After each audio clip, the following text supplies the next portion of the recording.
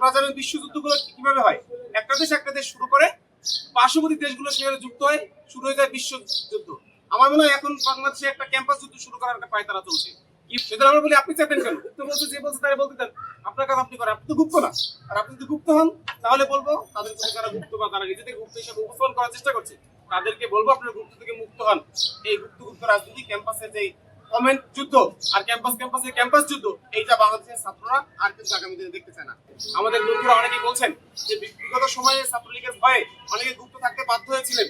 ঠিক আছে, আমরা সেটা মানলাম, কিন্তু এখন তো ছাত্রলীগ নেই। এখন তো সংগঠন হিসাবে কেউ আপনাকে দায়ী করছে না, আপনার সংগঠনকে কেউ নিষিদ্ধও করছে না, তাহলে আপনি পুনরায় এখনো কেন গুপ্ততা বজায় রেখেছেন? এখানে হলো আমাদের কাছে মনে হয় সব থেকে বেশি মূল সমস্যাটা।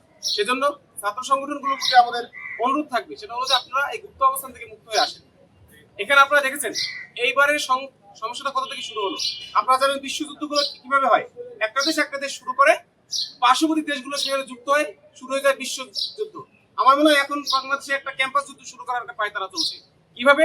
চট্টগ্রামে কি হলো, একটা হচ্ছে কোথাও লিখলো গুপ্ত, আর একটা হচ্ছে সেটা বিরুদ্ধে মিছিল করতেছে। কেন ভাই আপনার মিছিল করা লাগবে কেন? গুপ্ত বললে আপনার গায়ে লাগে কেন?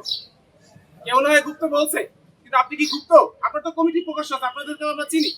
তা আপনি নিজের গায়ে নিচ্ছেন কেন? নিচ্ছেন তার মানে হলো গুপ্ত বলে তাদেরকে অপরাধী হিসেবে সাব্যস্ত করা হয়, ওই অপরাধী হলেন আপনি।